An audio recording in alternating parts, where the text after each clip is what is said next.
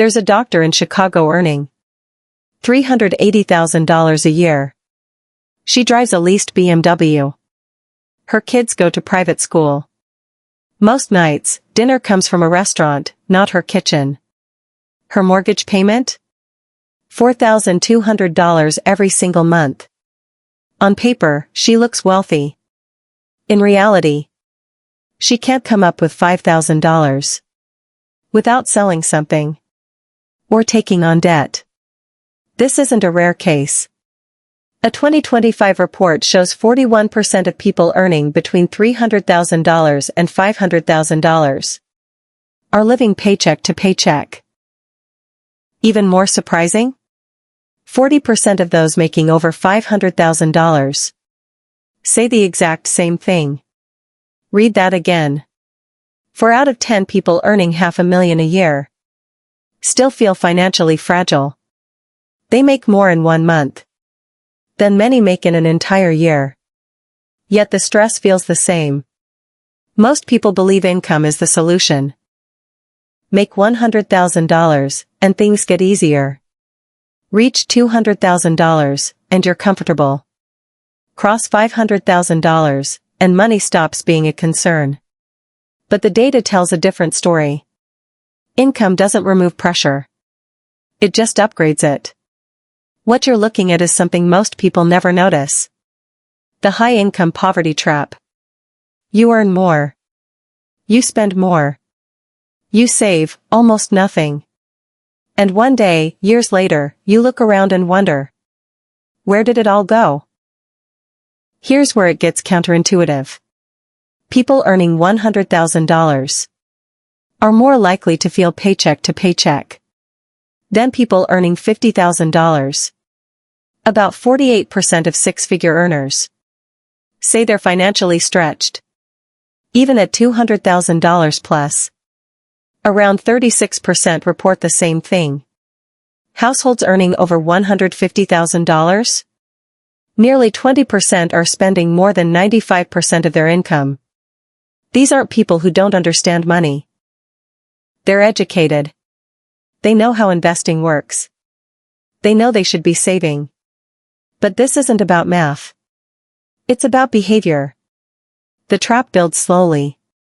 Almost invisibly. A $15 lunch becomes a $25 habit.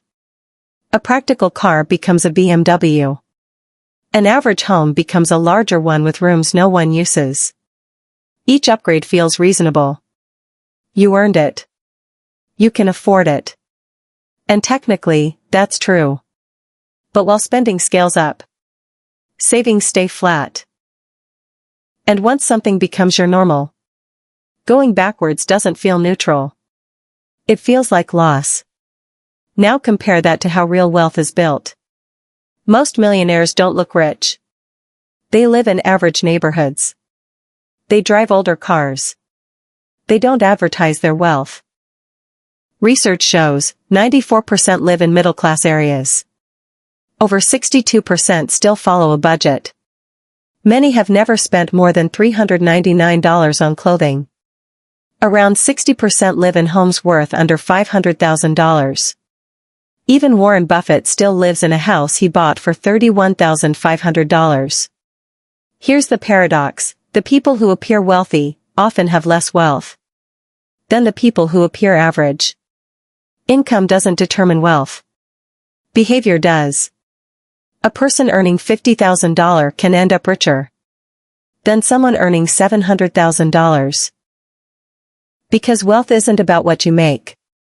It's about what you keep. There's a simple benchmark: multiply your age by your income, then divide by 10. That's what your net worth should roughly be. A 50-year-old earning $250,000 should have about $1.25 million. Most high earners fall far below that line. Not because they earn too little, because they spend too much. And here's where psychology takes over. People believe they need $2.3 million to be wealthy. $839,000 just to feel comfortable. Meanwhile, the median net worth sits around $193,000. So even if someone earns $400,000 but only has $300,000 saved, they don't feel ahead. They feel behind. Because the target keeps moving. Debt plays a role too. High earners don't avoid it. They normalize it. Average credit card balance? Around $12,760. The top earners hold 35% of total credit card debt. Lower income households use debt to survive. Higher income households use it to sustain lifestyle. Different reasons. Same result. Owing money, with interest growing. Then there's the fixed cost trap. As income increases, so do obligations. Someone earning $80,000 might spend $2,000 per month on housing. Someone earning $300,000 might spend $8,000 per month. Same percentage. Same pressure. Just bigger numbers. Add in private schools, car payments, vacations, memberships, and suddenly, your income is fully committed. Not flexible. Not free. The real problem shows up in savings. The average savings rate is just 3.6%. That's about $3.60 saved per $100 earned. Compare this, $75,000 income saving 4% $3,000 per year, $300,000 income saving 4% $12,000 per year. More money, same vulnerability. Because spending scaled too. Meanwhile, real wealth builders save 15% or more consistently. That gap compounds over time.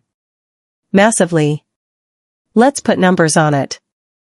If you earn $300,000 and save 30%, you invest $90,000 a year. At 7% over 20 years, about $4 million.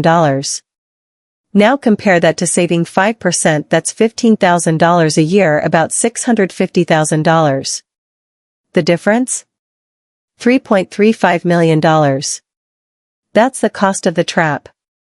The way out isn't complicated. But it's uncomfortable. It starts with one question. What is all this spending actually doing for me? Because the truth is, you don't have an income problem. You have a decision problem. Saving what's left after spending doesn't work. Spending what's left after saving does. The trap doesn't care if you make $100,000 or $500,000. It only cares about one thing, how much you keep. Because in the end, making money doesn't make you rich. Keeping it does.